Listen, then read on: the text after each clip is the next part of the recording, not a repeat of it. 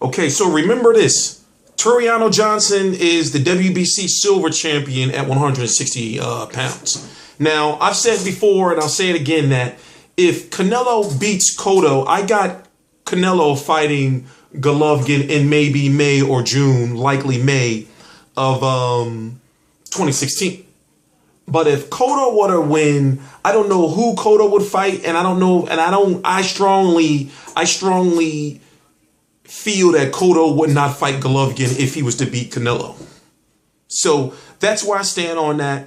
But Golovkin and his team are saying that they're going to give the winner of Canelo versus Cotto, or excuse me, A side, Cotto versus Canelo, 15 days to decide when, if, and when they're going to fight Gennady Golovkin, because he's been mandatory for now over a year. I'm T-Street Controversy. This is T-Street Controversy Live. I cover every single major fight live. And right now, I'm going to say that Golovkin is my number 2 pound for pound. I said he was number 1, but if I'm going to give anybody pound for pound, I'm going to give Vladimir Klitschko, then I'm going to go Golovkin, and then I'm going to give respect because he did beat everyone in his division, and the only person he has to beat again is, is Juan Estrada, and capture 2 belts, and capture 2 more belts. Roman Gonzalez, and then I'll just leave it at that. That's my top 3. So when it comes to Golovkin, he's the IBF, WBA Super World, WBC Interim, and IBO Champion of the World. He's captured all the belts that he could possibly capture. And now there's talk that he may be fighting his eventual mandatory. Okay, put it this way. You have Cotto, who's the champion.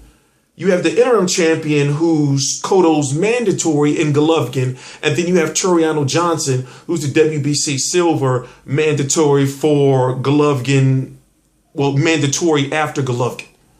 So if he fights Tureano Johnson, he'll be fighting a mandatory anyway. And also Tureano Johnson is the IBF number 1 contender anyway. So basically Tureano Johnson is the number 1 contender for Golovkin in 2 different sanctioning bodies, the WBC and the IBF. So they're saying that if they were to fight, it would happen in February, and I would welcome the fight. Who do I have winning? I got Golovkin winning. Tureano Johnson would probably bring something different, as far as he would bring the movement of a Willie Monroe, but he would bring more power with that. So, you know, it would be an interesting fight, and it would be a better fight than the David Lemieux, in my opinion. But we'll have to see what happens. Like I said, I got Golovkin beating Cotto if they were to fight. The only way Cotto would win is if Cotto did a lot of movement. I'm talking about he would have to do a lot of dancing, because to get past that jab, and with his shorter frame and his 67-inch reach, I believe 67 or 68-inch reach, it's going to take a lot for him to get on the inside.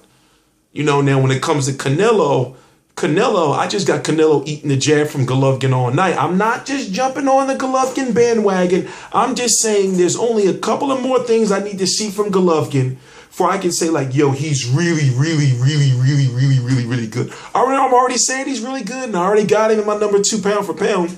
But what I'm saying is one more thing I need to see from him, and then I can say he's going to beat everybody. I need to see him fight a fighter like Lara. I'm not saying he's going to fight Lara. I'm not saying it can happen. I did a video on this earlier, but I need to see a fight like that so I can say, okay, he can cut off the ring.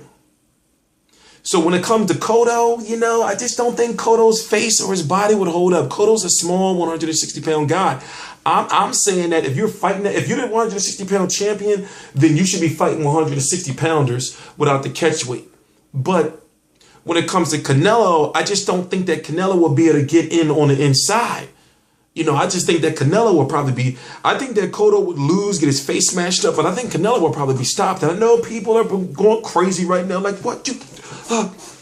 I'm just saying, I see a lot of, I understand that Golovkin gets a lot of hate. I understand that his resume is not great, but if you look at the political landscape of boxing and you look at what he's been doing, he's fighting all the fighters that he can fight. He's fighting the people that he can fight.